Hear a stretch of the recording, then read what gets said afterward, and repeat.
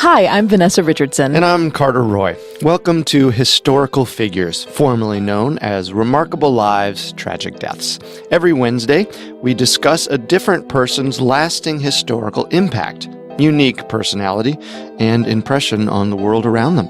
Our audio biographies cover big lives, but we like to focus on little-known facts. Today, we're discussing Founding Father John Adams. John Adams is most often remembered as the second president of the United States. But in that glorious row of faces above the elementary school chalkboard, he's smack in between the great and tall George Washington and the great and tall Thomas Jefferson. Who could sit between them and expect to look as noble, as wise, or as legendary as either of those two? Trust me, Adams felt every bit of that too. He was one of the most introspective, self-critical, esteem-challenged men to ever serve in the office. But look a little closer, dig a little deeper, and you'll find out that not only was he as great as they were, in some ways, he was even greater. And most surprisingly of all, George and Thomas would tell you the same thing. They might go on and on about the guy's resume. He was a Harvard grad, a highly successful Boston lawyer, a state legislator, a member of the Continental Congress, one of the formative thinkers of the Declaration of Independence and the Constitution, an ambassador to foreign governments, the first vice president, and finally president of the United States. But John Adams was also a man of deep and constant self-analysis, whose never-ending stream of correspondence and diaries are like the lifelong unspooling of one man's psyche, laid bare for all of history to see. John Adams was born in 1735 in the town of Braintree, later called Quincy, in the British province of Massachusetts, one of the original 13 colonies. Massachusetts was established in 1630, and for the first 120 years or so, everything was fairly copacetic. The colony was rich in exportable materials, and England was more than happy to foot the bill for much of the infrastructure and allow passage of foreign ships in and out of their busy ports. Most importantly, Massachusetts citizens, though British subjects, were still free to do what they wanted to build a better life for themselves with little to no direct interference from the crown. With that in the background, John's boyhood in Braintree in the middle of the 18th century couldn't have been more idyllic. The town consisted of about 2,000 people, spread out over a huge expanse of rolling green hills, orchards, and meadows. And it was all just out of reach enough from the bustling towns of Boston and Plymouth to feel like you could always be alone with your thoughts. John loved to explore, playing sporting games with his friends, hunt and fish, very often while school was in session. Just the boy's way of declaring his independence. Shades of things to come. But I doubt his parents ever signed off on that document. Speaking of his parents, his father was also named John. He was the latest in a long line of Massachusetts farmers, dating back to Adams' great-great-grandfather, who sailed the Atlantic to settle in New England. John Sr., his wife Susanna, and their 3 sons, John, Peter, and Elihu, all survived on a farmer's earnings. They weren't rich, but they were comfortable. John loved his mother Susanna, but he absolutely idolized his father. The elder John was devoted to his farm, but was also, among other things, a deacon at the church, a tax collector, a constable, a shoemaker, and a lieutenant in the militia. To his son, he was a rock star, the strongest, smartest, and most honorable man he'd ever known. Adams would say of his father, "In wisdom, piety, benevolence, and charity, I have never known his superior." And he said that at the end of his life, after hanging out with no less than the Founding Fathers. He took that sentiment all the way to the grave. Perhaps owing to this idol worship, John inherited his father's love for the land and physical labor. But young John, as it turns out, was neglecting another side of himself. His parents both recognized the boy's incredible smarts early on and thought he'd be better served to dream a little bigger than the family farm. Once, when John was a boy, his father tried to suggest such. He asked him what he wanted to do in life, and the boy said, "I want to be a farmer." Wise and undaunted, his dad pulled a Huxtable and took him out at dawn into the fields, where they spent the next 12 hours doing some of the hardest farm work imaginable, cutting thatch. On their way home, Dad asked his son what he thought of farming now. And John said with a smile, "I like it very well, sir." The plan had clearly backfired, but his father bested him anyway by sending him right back to school the next day. Truly, his gift was not in his hands, it was in his head. He may have loved to farm, but most accounts show he spent most of his time reading. He had a natural love for learning. Later in life, he would say of education, I must study politics and war, that my sons might have liberty to study mathematics and philosophy.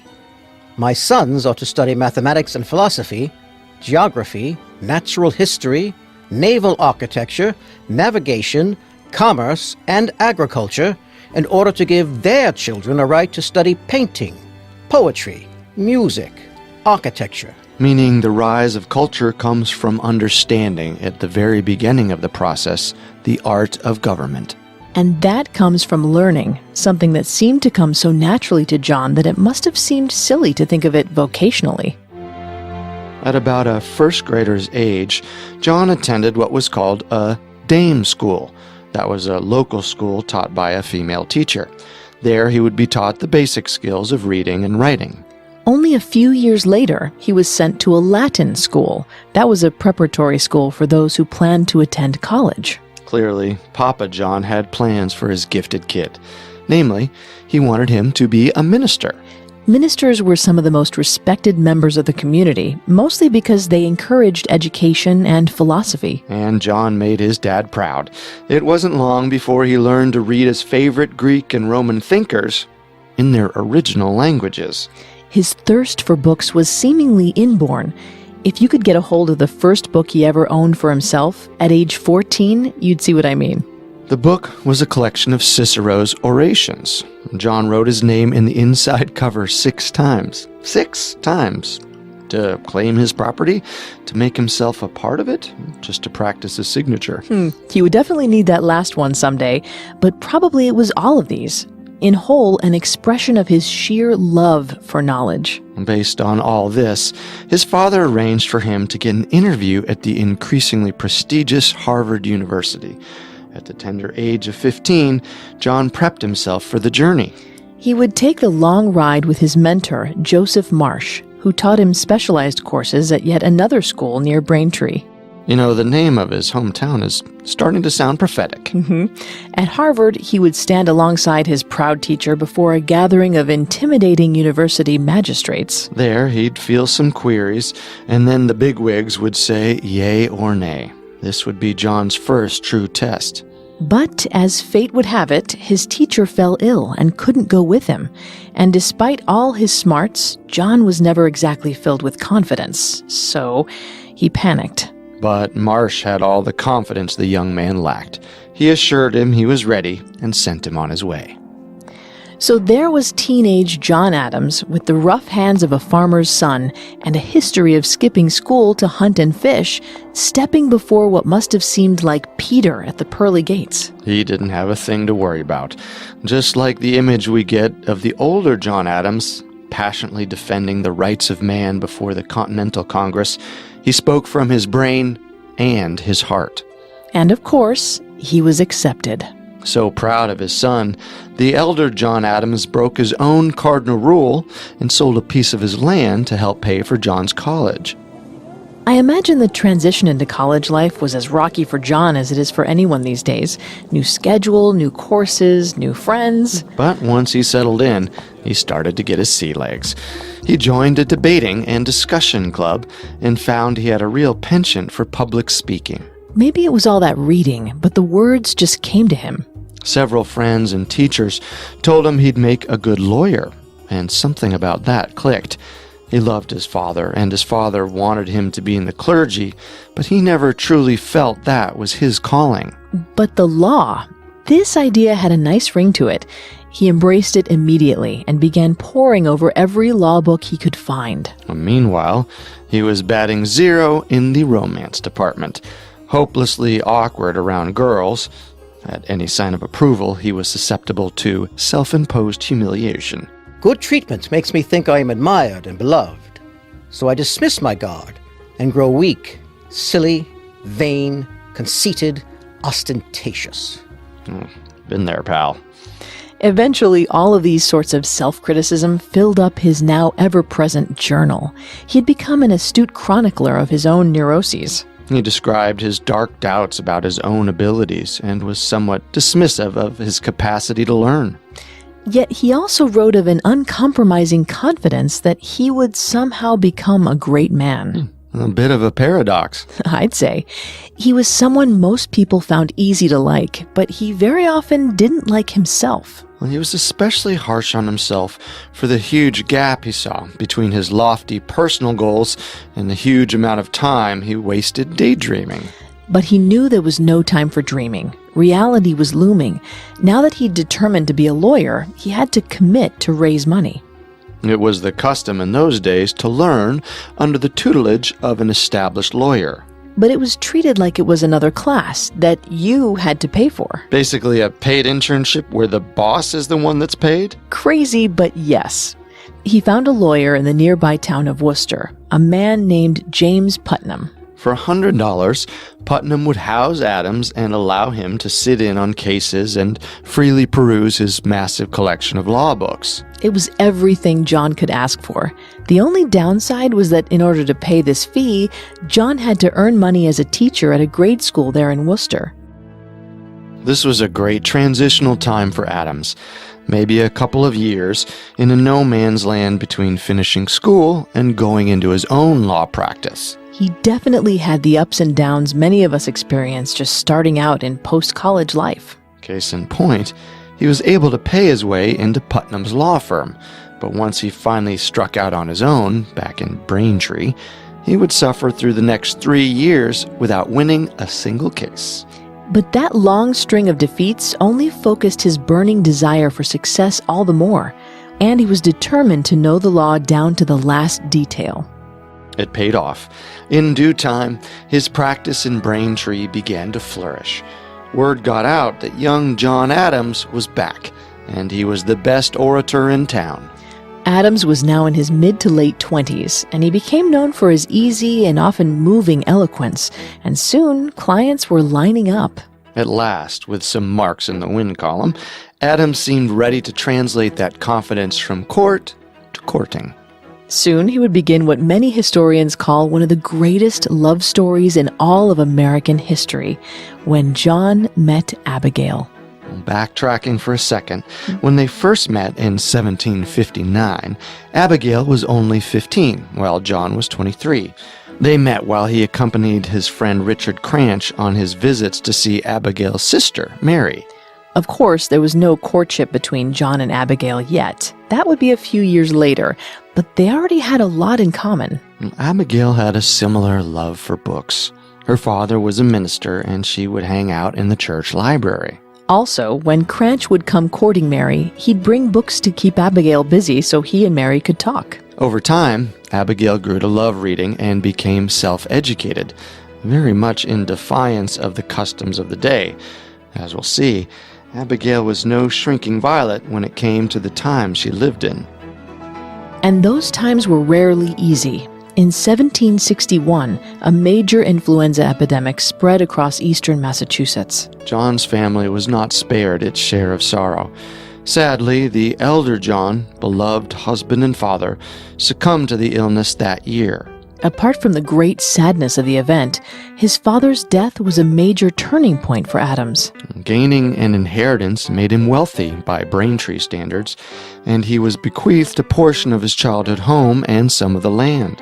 This meant he was now eligible to vote and participate in local government. It also gave Adams more standing in his pursuit of Abigail. They began to formally court a year later, when she was 18, and as nature would have it, the two colonial lovebirds got married in 1764. John's life changed for the better with Abigail's presence. not only because her own literacy and smarts made her helpful in editing his speeches, legal documents, and letters, but simply she was a constant conversational companion to John. Both of them were politically minded, opinionated, and full of a certain humble doubt about their own intellectual capacity, yet driven to make their opinions known. While he was away, off and on, for much of their marriage, the correspondence they began and kept up constantly for most of their lives, 1,100 letters between 1762 and 1801, all grew into one of the richest primary sources for research into the issues and debates of the time. And also, it's one of the greatest extant pictures of a strong love between man and wife during that period. Their letters were tantamount to writing their autobiographies in real time. Indeed, their great friendship was grand timing for John. Soon enough, they would both need all the moral support they could get, as John became even more beholden to major governmental commitment.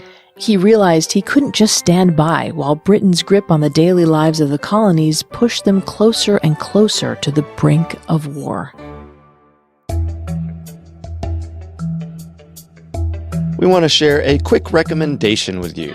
Award-winning storyteller Sam Dingman hosts a podcast full of interesting stories from history, but not the history of famous people and events, the history of regular people, as it's been passed down to their descendants. The podcast is called Family Ghosts, but this isn't a show about spooky supernatural ghosts. This is a show about real ghosts, the ones lurking around the dinner table when the conversation gets awkward, or in the old photographs your parents never told you about, with people in them you don't recognize. In each episode, you'll hear the legend of a different family. You'll hear powerful, heartbreaking stories, like a woman's attempt to prove that her great-grandfather's suicide was actually a murder. You'll hear funny, madcap stories, like the Family Ghost team's attempt to locate the missing body of someone's grandfather, which was stolen 20 years ago. And you'll hear real people be changed by their attempt to understand their own family's legacy, for better or worse. To listen to the show, just search for Family Ghosts in Apple Podcasts or whichever podcast app you use. And now, let's get back to the story. When we talk about what started the Revolutionary War, we more often than not refer to the Stamp Act, or the Boston Massacre, or the Battle of Lexington and Concord.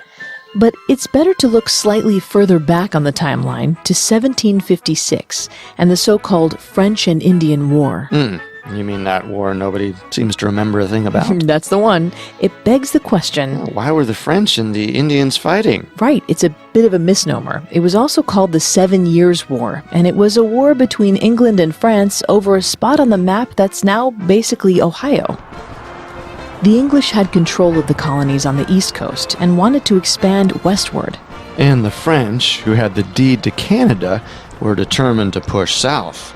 Military forces from both directions clashed in the Ohio River Valley and wrangled the help of local Native American tribes to help in the battles. Well, to make a 7-year-long story short, the English won in 1763, but it cost them a pretty penny.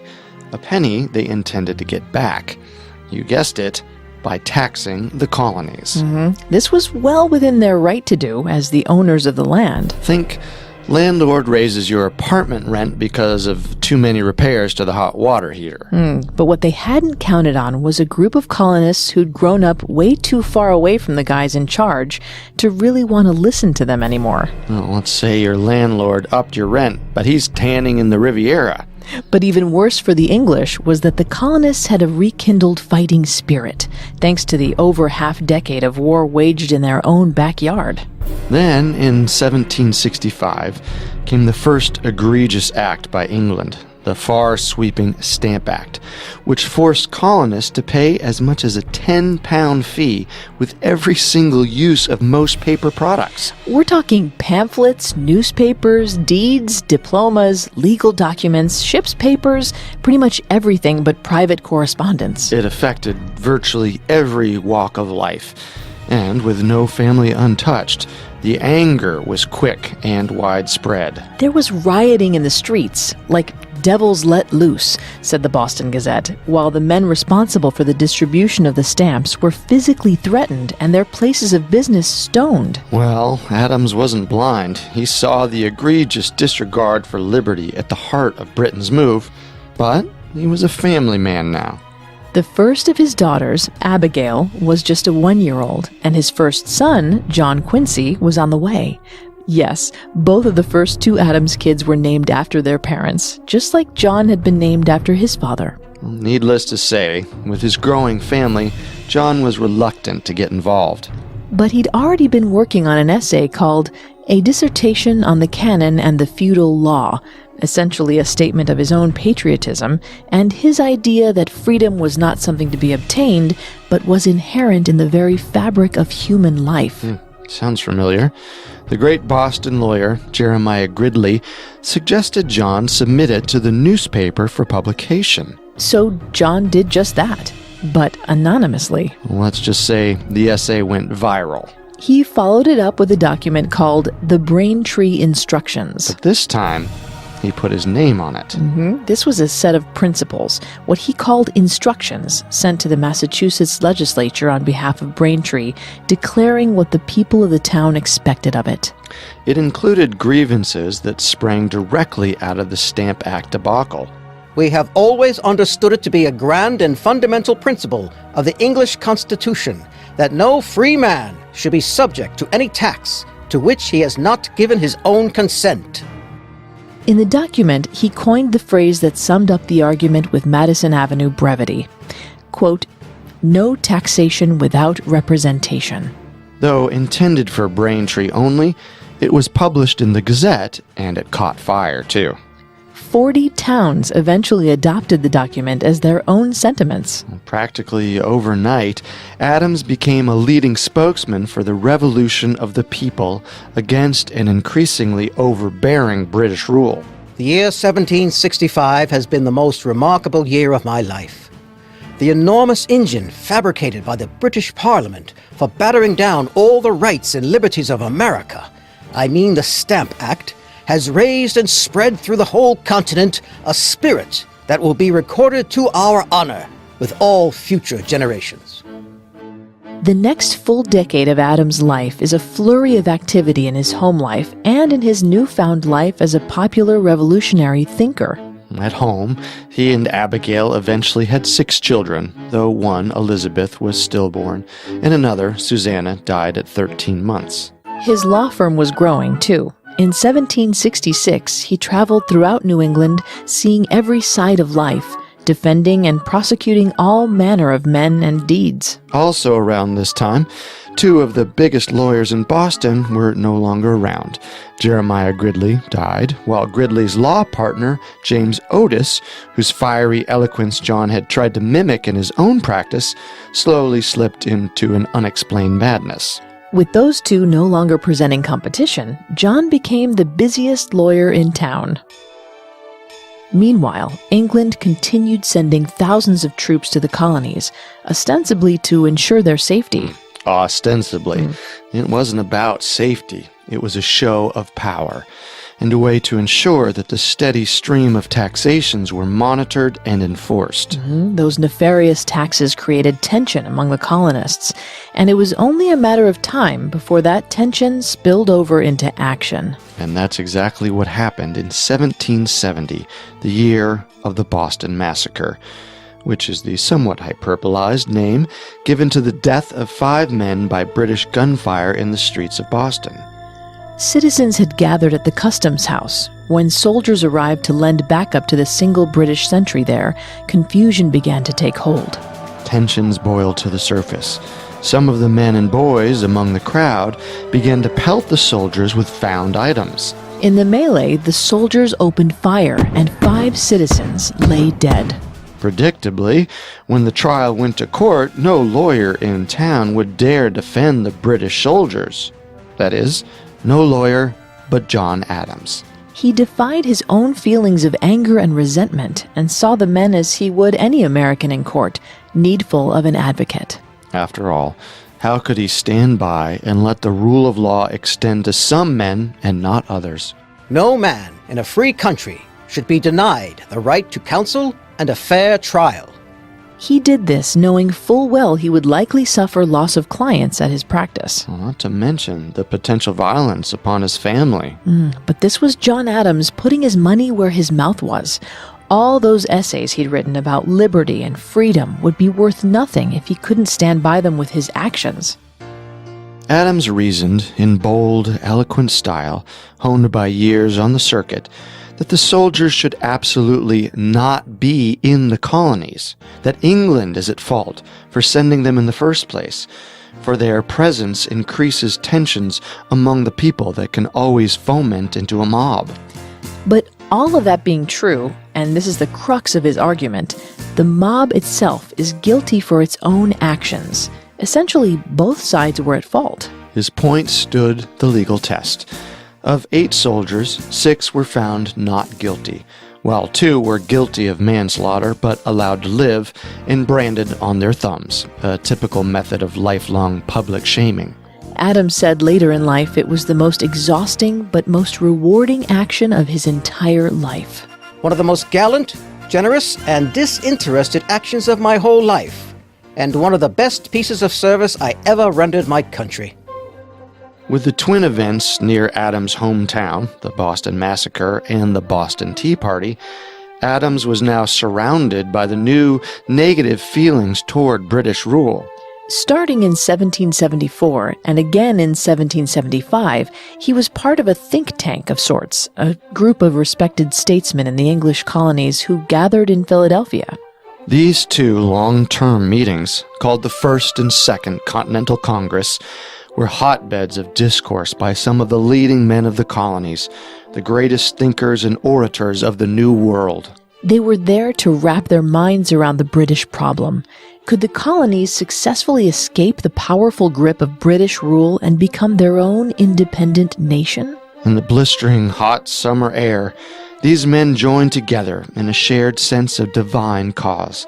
While they may not have agreed on the methods, they all agreed that America should be separated from the British Crown. One of the luminaries Adams would rub shoulders with was future President Thomas Jefferson. Well, Adams and Jefferson are one of those fascinating pairs that historians love to analyze. 2 great men so intertwined by what made them different and who led such close-knit, parallel lives throughout this period that it's almost impossible to talk about one without the other. Just on the surface, Adams was short. Jefferson was tall. Adams was balding. Jefferson had a full head of hair. Adams would take any chance he could get to flex that oratory flamboyance of his, while Jefferson rarely said more than 2 sentences at a time. But time would eventually reveal a vast chasm between their 2 political beliefs. Adams had great faith that any new nation would be strongest as a single, unified government, while Jefferson was deeply distrustful of large institutions, including government. More profoundly, Jefferson, being a plantation owner in Virginia, was beholden to the use of slaves, while Adams, who was from the only colony to have abolished slavery to that point, was in fact the only founding father to never own a slave. Adams had a deep interest in the human nature of individual people that he met, while Jefferson, who believed mankind as a whole could be improved, seemed to never have much interest in individuals. Other than his family, of course, who Jefferson loved dearly. Exactly. That's where we start to see how the men were similar in much deeper ways. Both were farmers, whose most sincere love was devoted to their families and to farming. They both loved the land. And books. They were both devoted to learning and had a respect for words and their application. Consequently, they were 2 of the most educated men in Philadelphia that summer. If a novelist were to make up a story about the founding of a free nation, he would need to invent 2 characters exactly like Adams and Jefferson to portray the 2 voices of America, the loud, opinionated overachiever and the quiet, steadfast tinkerer. If Adams learned anything from Jefferson, it was that you could effect radical change from the back of the sanctuary as easily as the pulpit. But these guys weren't alone. Also in attendance were George Washington, Benjamin Franklin, John Hancock, Patrick Henry, future presidents James Madison and James Monroe, many others. Pretty much a who's who from your high school social studies book. But you can imagine the state of Adams' mind as he approached this new, overtly political role. Or wonder how he must have felt sidling up to these men who were as devoted to the principles he'd been stumping for years. He nearly broke under the strain of self-doubt, unsure whether he, or anyone around him, had the skill or courage necessary to take on the British government.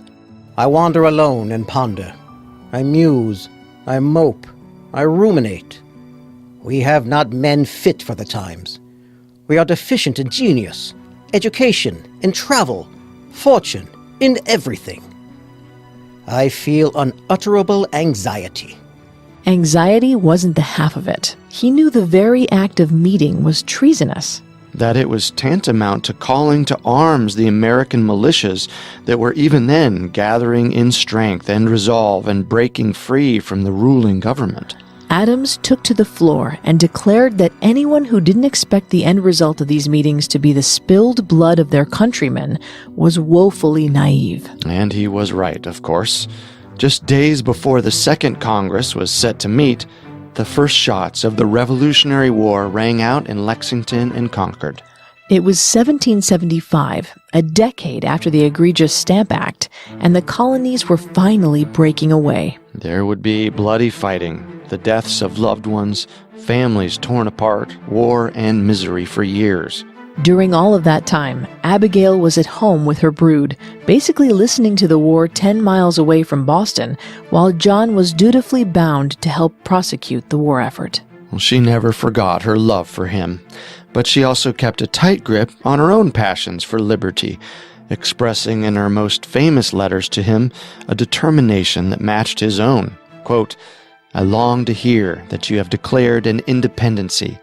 And, by the way, in the new code of laws, which I suppose it will be necessary for you to make, I desire you would remember the ladies, and be more generous and favorable to them than your ancestors. Do not put such unlimited power into the hands of the husbands. Remember, all men would be tyrants if they could. If particular care and attention is not paid to the ladies, we are determined to foment a rebellion and will not hold ourselves bound by any laws in which we have no voice or representation." Maybe she should have gone to Philadelphia and John could have stayed home. You're right. In June 1776, Congress appointed Adams, along with Thomas Jefferson and Benjamin Franklin, to prepare what would become the Declaration of Independence. They all discussed the ideas that should be included, but Jefferson would be the one to actually pen the words that rang across the centuries. Through most of the war, Adams' work kept him hundreds of miles away from the battles. Primarily, he was responsible for securing loans from other countries with a traveling envoy. Doing so required numerous voyages across the Atlantic to England, the Netherlands, Spain, and France. One of his travel mates on some of these voyages was his old pal from the Continental Congress, Thomas Jefferson, and their partnership was as contentious as ever. In fact, when Jefferson first heard that Adams had been chosen for this job, he said that Adams was a good choice despite the man's personal vanity and his hatefulness towards all those he would encounter in Europe. Honesty may be expected even from poisonous weeds. Oh boy, these guys really hated each other. That's just it. I don't think they did. They were just two very different men who kept finding themselves shackled together by fate. I guess sometimes you just have to blow off some steam. Adams' trips eventually racked up a land and sea total of 29,000 miles. The boy from the small town of Braintree was now a regular globetrotter. And much like his volunteer work representing those British soldiers after the Boston Massacre, Adams never once balked at being asked to do one more trip across the Atlantic. He always felt it was what he needed to do to ensure the greatest chances for the new country's success. Adams continued his journeys right up till the time the British finally surrendered to America in 1783. Adams would be there in Paris with the American delegation, including Benjamin Franklin and fellow founding father John Jay, to sign the Declaration of Peace with a representative of George III. The war was over, and America was its own. But Adams didn't get to put away his passport after the war. Well, he was still a man of many missions across the Atlantic, seemingly always away from home, gallivanting around Europe, securing loans and agreements on behalf of the fledgling United States. But anytime things were brewing back home, Adams would venture back to America. And boy, were things brewing. The young nation's brand new Constitution had been in the works by James Madison, and it was finally christened in 1787, establishing the presidency, the Congress, the Supreme Court, the entire American system. So Adams wrapped everything up in Europe and returned in 1788, determined to secure his place in the new national government he fought so hard to help create.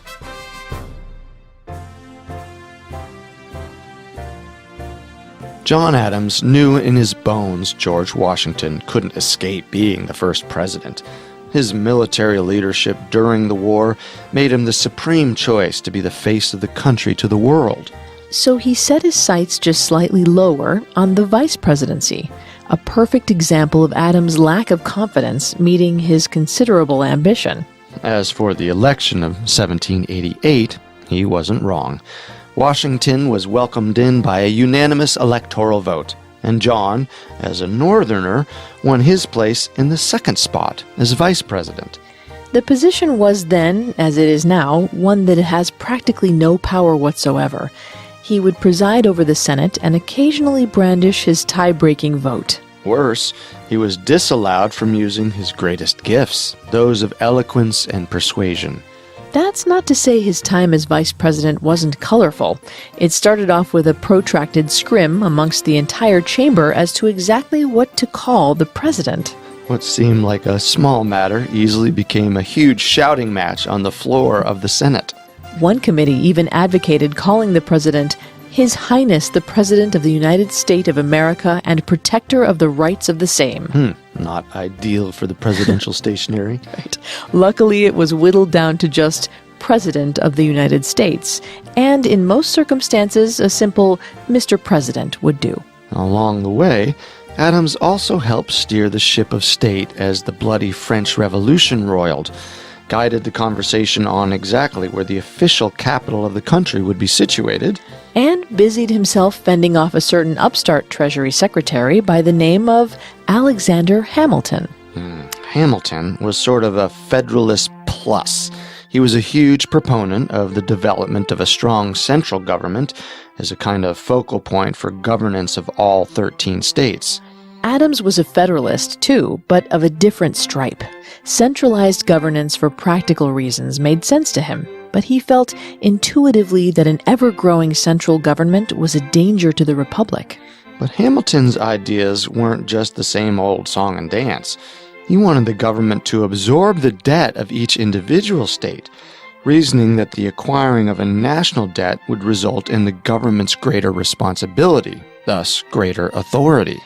Weirdly, it was one of the few times during this period that Adams and Jefferson actually agreed. As farmers, they simply didn't have trust in banks, and certainly not a huge centralized national bank. In the end, it was Hamilton's shrewd manipulation of ego and understanding of human nature that won him the day. He negotiated a deal that appealed to Jefferson as spokesman for the largest opposing state, Virginia. If Jefferson went along with Hamilton's proposals, the new national capital was situated on a tract of land in the south, on the Potomac River just to the east of Virginia. Hamilton got his bank, and Jefferson got proximity to the nation's permanent seat of power. But ultimately, it was a deal that created more tension. Like some great dividing force, these huge arguments eventually codified the two warring factions into bona fide political parties.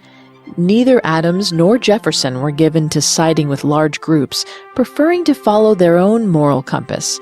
Yet they found themselves on exact opposite ends of the current political spectrum. As if their relationship wasn't complicated enough. It gets worse. When Washington stepped down after 2 terms, both Adams and Jefferson campaigned to be his replacement. And in those early days, the second highest vote automatically became vice president. Adams won. Well, let me guess. Jefferson was runner-up? You got it. Talk about your team of rivals. But Adams was the top dog, and he carried with him all of his gathered experience and wisdom from decades in public life. Despite what his enemies would say, he'd racked up enough positive political capital over the years to be considered one of the most qualified candidates the office has ever known. Yet he was one of the least fit personally. Historian James David Barber, who rated presidents based on personality and character, put Adams in the category of active negative presidents because of his vague and discontinuous self-image. In a nutshell, once he was in office, all of his internal conflicts seemed to warp his good qualities into non-existence. His management style was constantly called into question.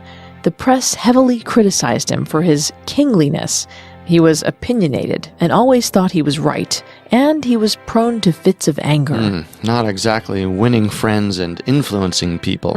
Well, much of this is understandable to an extent. We know he was a good man, very often likable, and touted the highest of moral traits. But the problem was simple. He was not George Washington, and he knew it. Of all the founding fathers, Washington was the most robust, the most athletic, among the tallest, and with his military track record, he was an unbesmirchable paragon of heroism. The Superman of presidents. John Adams, on the other hand, was a man who rarely felt at home amongst those he thought were better than he was. For one thing, Washington never declared himself a member of a political party. Well, he didn't declare, but he definitely leaned Federalist, so many of the positions and policies of his administration were easy for Adams to string along. Adams' one term can best be defined as merely an attempt at continuing what George Washington started.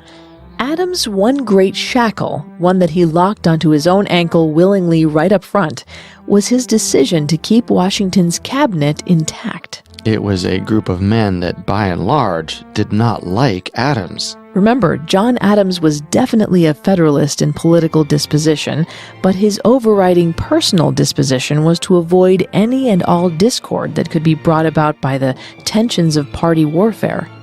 Unfortunately, his party ambivalence placed him in the middle of two very vocal sides that rose in volume over two very distinct episodes in Adams' time in office. The first was the so-called XYZ affair. England and France had been at war during Washington's tenure, but he exercised a tortured diplomacy and essentially remained neutral. By the time of Adams, France was getting pushy, mostly due to a new and imposing threat from a general you might have heard of, Napoleon Bonaparte. Oh, that guy. He started seizing American boats in the Atlantic, so Adams sent a peace delegation to France to settle the issue. The Americans arrived in France and met with 3 representatives of French Foreign Minister Talleyrand. These representatives told the delegation that all would be well, but that any smooth negotiations would require a douceur, a French word meaning sweetener. A bribe? Exactly. Talleyrand wanted $250,000 for himself, plus $10 million for France, as a retribution for Adams' unkind words towards them in a speech to Congress the previous May. Word of the request from these 3 men, known in the American press simply as X, Y, and Z, got back to Congress, and the Hawks were immediately in war mode. The members of Adams' own Federalist Party, stoked by Hamilton's visions of potential military suppression of the Republicans in Congress, were about as gung-ho as you can imagine for growing the army and showing off American strength to the world. But the last thing Adams wanted was for the new nation to be in the crosshairs of both England and France. Adams was no warmonger. As Abigail put it herself, quote, "He has no ambition for military glory. He cannot add by war to his peace, comfort, or happiness. It must accumulate upon him an additional load of care, toil, trouble, malice, hatred, and I dare say, revenge." Adams wasn't about to make things worse for himself by giving in to what he thought was glorified pettiness, so he sent a second delegation to negotiate a bribe-free peace. This, of course, inflamed the Hawks even more. But the second delegation was successful. America and France would later sign the Treaty of Mortefontaine to end the confrontation, which came to be known as the Quasi-War with France. Through it all, Adams was vilified by the press for not showing strength through war, but history shows him to have been a model of temperament and judicious restraint.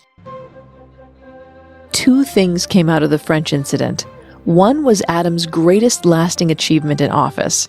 The other was the most egregious stain on his entire life's work. The first was the establishment of the American Navy. Adams understood that if America was to protect its shores, it would have to have a navy. Also, his own feelings were that a standing army was a threat to peace at home, while a navy was necessary for defense against attack from the outside. But it was a different, quite opposite act that became an ignominious blemish upon his character. While the incidents were unfolding with France, the press had excoriated him. Adams' great character flaw was the inability to accept criticism. But America was then, as it is now, a nation of loud and vocal opinions. Many newspaper editors and politicians were angry at the president for his policies, especially those that had to do with France, and they let it be known. Adams, in a straight-up dictatorial move, decided that their dissent was a danger to the safety of the United States, and signed into law the Alien and Sedition Acts. The Alien Act allowed the president to deport anyone that he felt was a danger, and the Sedition Act allowed him to jail anyone that spoke out against the president or certain members of the government in a way he felt was a threat to American safety. All of this, of course, fed into that certain characterization of Adams that he couldn't shake off, that he was overly aristocratic, royal, arrogant, and prideful. Thomas Jefferson, as president, would repeal the Sedition Act altogether, while restricting the use of the Alien Act. But the fact that they were signed into law at all was not just a scar on Adams' presidency, but on the whole of American history. In 1800, Adams moved into the still incomplete White House in the newly christened capital city, now called Washington. He barely had time to measure the drapes. He mounted his campaign for re-election, bloodied politically, but not dead yet. But his troubles were insurmountable. By then, he'd alienated so many in Congress, including many in his own party, that he eventually lost in a bitter fight with, you guessed it, Mr. Frenemy, Thomas Jefferson. Much to his bitter resentment, Adams became America's first one-term president, serving from 1797 to 1801. John Adams retired into private life with Abigail back in Massachusetts. From there, he watched the country he helped create stretch even deeper into the western continent. Jefferson, as we said, was a man who championed small government. Yet it was Jefferson who oversaw the purchase of the Louisiana Territory from the French, an act that doubled the size of the country and greatly expanded the powers of the president. But all that was somebody else's problem now.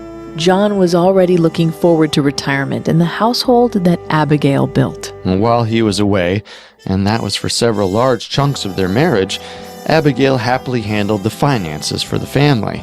It's not an exaggeration to say she was shrewd and just a tad opportunistic in her methods.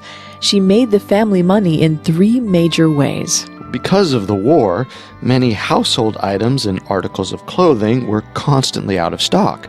So while he was in France, she had him send merchandise back to her that she could then resell. She fairly well cornered the market on all those goods, and once even saved up enough to buy the family a brand new chariot.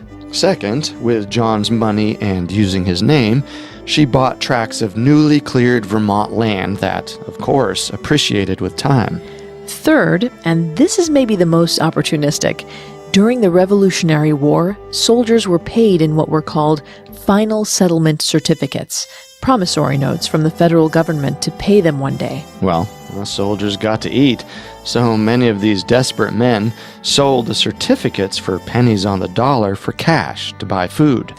Abigail bought a ton of them over the course of the war, made money on their interest, and also got the face value for them after the Constitution was ratified.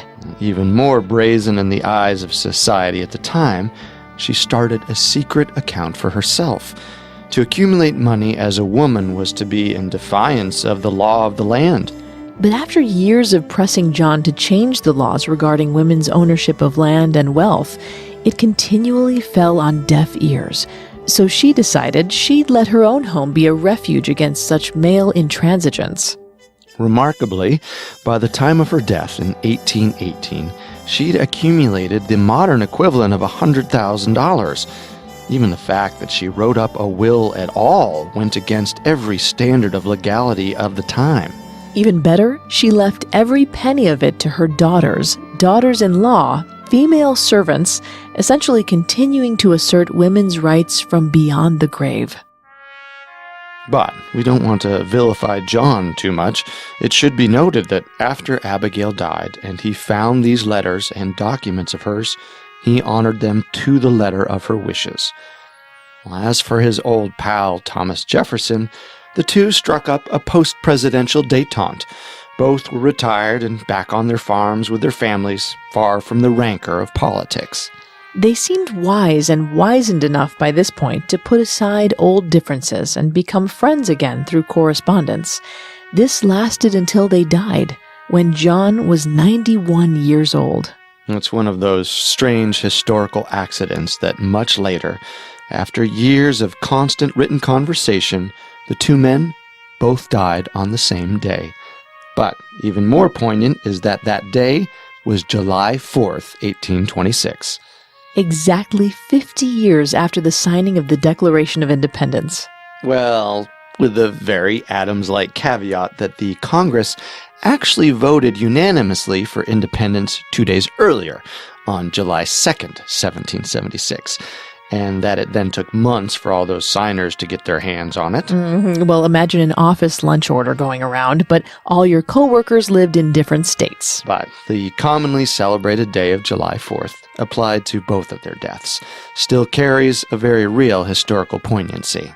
Both men gave so much of their adult lives to secure a lasting freedom from the tyranny of British rule. John Adams, especially, with his particular mix of hesitation, confidence, and prickly self-analysis, seems in so many ways to represent the tumbling, grizzled, chin-stroking character of America itself. He came from humble beginnings, fought through constant self-doubt, embraced a confident understanding of liberty, and finally helped lead a revolution of the people against brazen oppression. In the end, John Adams' entire life could be said to represent the essential ideals of the Founding Fathers, and to this day, that short, outspoken man from Braintree has come to personify freedom itself.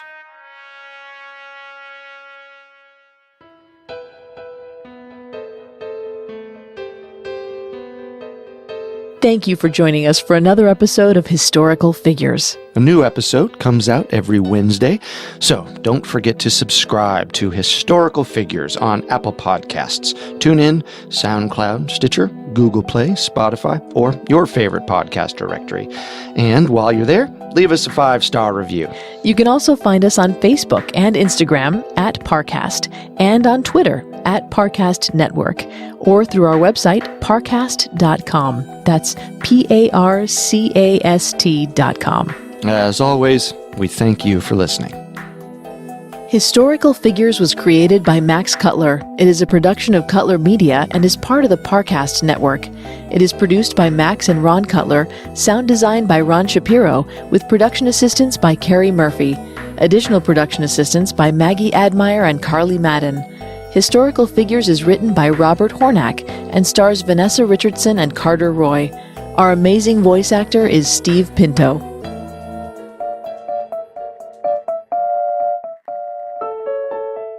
Here's one last, even easier way to support Historical Figures. Take a quick survey to help us connect with sponsors that offer products and services you'll love. It only takes 5 minutes, but it's huge for keeping the show going. So please do us a favor and go to podcastlistener.com/historical to answer a few short questions. It would be really helpful to us. Again, that's podcastlistener.com/historical.